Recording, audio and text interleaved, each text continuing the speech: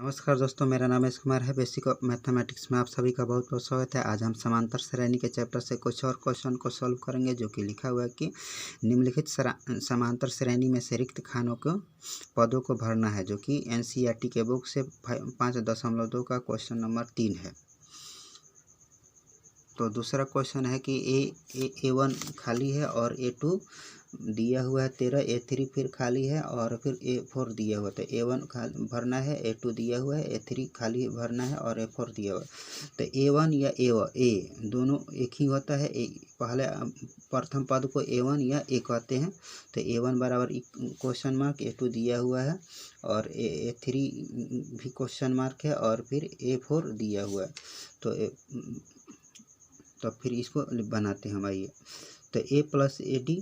तो सबसे पहले कि हमको बनाने के लिए A और D को निकालना होगा, तभी बन पाएगा, क्योंकि A हम दिया ही नहीं है कि कितना है कितना नहीं है, लेकिन A2 दिया हुआ है।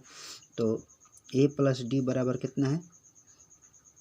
A प्लस D बराबर 13। ये समीकरण 1 हो गया, क्योंकि दूसरा पद हम निकाल रहे हैं। दूसरा पद में दिया होता है A प्लस D को, ये दूसरा पद निकलता है A2। तो यहाँ लिख सकते हैं A2 बराबर A प्लस D बराबर समीकरण 1। फिर A प्लस 3D बराबर 3। ये हो गया मेरा A4।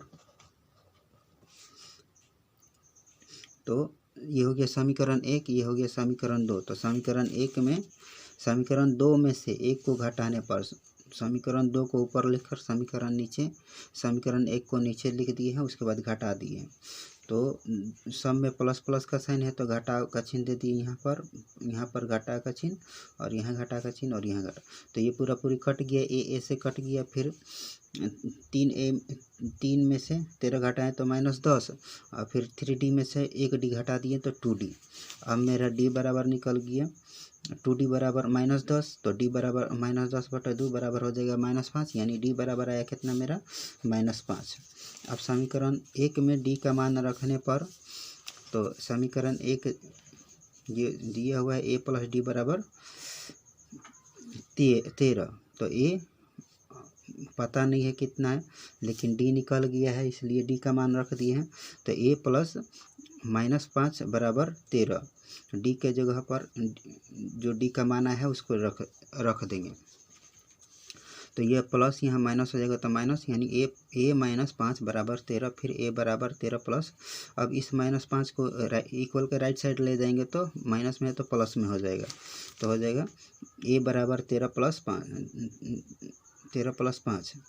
तो A बराबर हो जाएगा 18। अब मेरा पता चल गया A बराबर 18 और D बराबर -5। तो श्रेणी होता है क्या? A फिर A प्लस D, फिर A प्लस 2D, फिर A plus 3D, A plus 4D। इस तरह से मेरा श्रेणी आगे बढ़ते जाता है। तो A हमको पता हो गया कि A बराबर 18 होता है, A की जगह पर 18 लिख दिए। और दूसरा पद निकालने के लिए A प्लस D होता है, तो A प्लस A की जगह पर 18 प्लस, और फिर D के कितना माना है? तो -5। तो 18 में से 5 घटा देंगे। फिर A प्लस A मेरा दिया हुआ है 18, और फिर तीसरा पद निकाल रहे हैं, तो A प्लस 2D।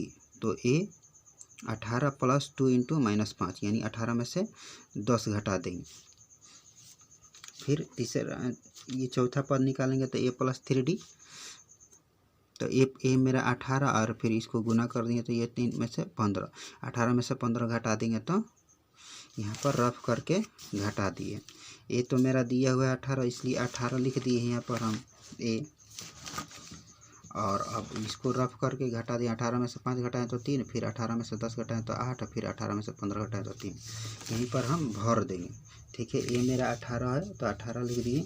फिर A2 दिया हुआ है। फिर A3 निकालने के लिए A3 आया मेरा यहाँ पर 18 में से 10 घटा दिए, तो आया 8।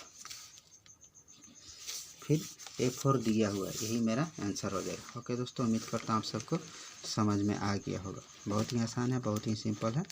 बस आप 1-2 बार प्रैक्टिस कर लीजिएगा। ये रफ करके हैं, आप इसको साइड में कर लीजिएगा।